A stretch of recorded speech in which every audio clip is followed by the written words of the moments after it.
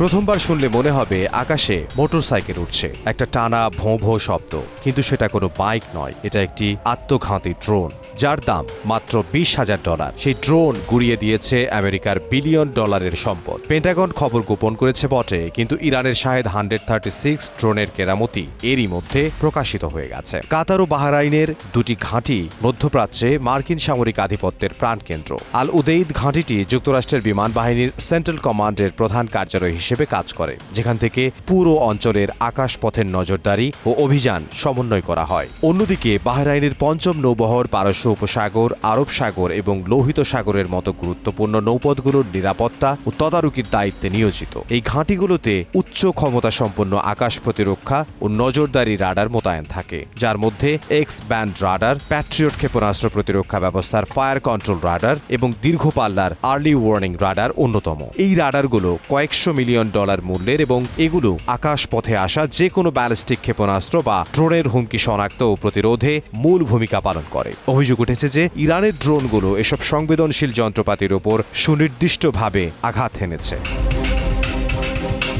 সামরিক বিশ্লেষকদের মতে এই হামলায় ইরানের তৈরি শাহেদ সিরিজ, বিশেষ করে শাহেদ 136 ড্রোন ব্যবহার করার পেছনে অত্যন্ত গভীর কৌশলগত কারণ রয়েছে। প্রথমত কারণ হলো খরচের পার্থক্য। একটি শাহেদ ড্রোন বানাতে তুলনামূলক কম খরচ হয়, নির্মাণ খরচ মাত্র $20,000 থেকে $50,000 মধ্যে, অথচ এটি প্রতিহত করতে যুক্তরাষ্ট্রকে $1 মিলিয়ন মূল্যের ইন্টারসেপ্টর মিসাইল খরচ করতে হয়। ফলে দীর্ঘমেয়াদী সংঘাতে আক্রমণকারীর তুলনায় রক্ষণভাগকে অনেক বেশি অর্থনৈতিক চাপের মুখে পড়তে হয়। দ্বিতীয়ত, ইরান এখানে স্যাচুরেশন বা ঝাঁক কৌশল ব্যবহার করেছে বলে ধারণা করা হচ্ছে, অর্থাৎ একসঙ্গে প্রচুর পরিমাণে সস্তা ড্রোন পাঠিয়ে আকাশ প্রতিরক্ষা ব্যবস্থাকে অতিরিক্ত চাপের মুখে ফেলা, যাতে সব লক্ষ্যবস্তু একসঙ্গে শনাক্ত বা ধ্বংস করা সম্ভব না হয়। এছাড়া আরেকটি বিষয় হলো, এসব ড্রোন সাধারণত খুব নিচু দিয়ে এবং ধীর গতিতে উড়ে, ফলে অনেক সময় বড় ও দূরপাল্লার রাডার এগুলোকে সহজে শনাক্ত করতে পারে না। একে সামরিক পরিভাষায় অসম যুদ্ধ কৌশল বলা হয়, যেখানে শক্তিশালী প্রতিপক্ষের বিরুদ্ধে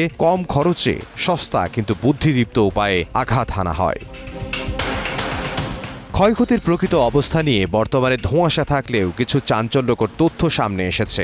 বাহরাইনের পঞ্চম নৌবহর সদর দফতরে নজরদারি অবকাঠামোর আংশিক ক্ষয়ক্ষতির খবর পাওয়া গেছে। পাশাপাশি কাতারের আল উদেইদ ঘাঁটিতে কিছু রাডার ও যোগাযোগ সরঞ্জাম ক্ষতিগ্রস্ত হওয়ার দাবি তোলা হয়েছে। যদি এই রাডারগুলো দীর্ঘ সময়ের জন্য অকেজো হয়ে পড়ে, তবে পুরো অঞ্চলের আকাশ প্রতিরক্ষা ও নজরদারি ব্যবস্থা মারাত্মকভাবে ক্ষতিগ্রস্ত হতে পারে। পেন্টাগন যদিও $1 বিলিয়ন ক্ষয়ক্ষতির দাবিকে এখনো স্বীকার করেনি, তবে স্যাটেলাইট ছবি ও অন্যান্য গোয়েন্দা তথ্য বিশ্লেষণ করে বিশেষজ্ঞরা ধারণা করছেন যে মার্কিনিরা তাদের প্রতিরক্ষা ব্যবস্থাকে আরও শক্তিশালী করার প্রয়োজনীয়তা অনুভব করছে। এই ড্রোন হামলাটি প্রমাণ করেছে যে কেবল ব্যয়বহুল রাডার বা মিসাইল ডিফেন্স দিয়ে আধুনিক যুগের লয়টারিং মিউটেশন বা সস্তা ড্রোনের আক্রমণ ঠেকানো সহজ নয়। এই ঘটনার আঞ্চলিক প্রভাব অত্যন্ত সুদূর প্রসারী। প্রথমত, এটি মার্কিন প্রতিরক্ষা ব্যবস্থার প্রযুক্তিগত শ্রেষ্ঠত্ব নিয়ে বিশ্বজুড়ে নতুন বিতর্কের জন্ম দিয়েছে। দ্বিতীয়ত, মধ্যপ্রাচ্যের দেশগুলো এখন তাদের নিজেদের নিরাপত্তা নিয়ে নতুন করে ভাবতে শুরু করেছে।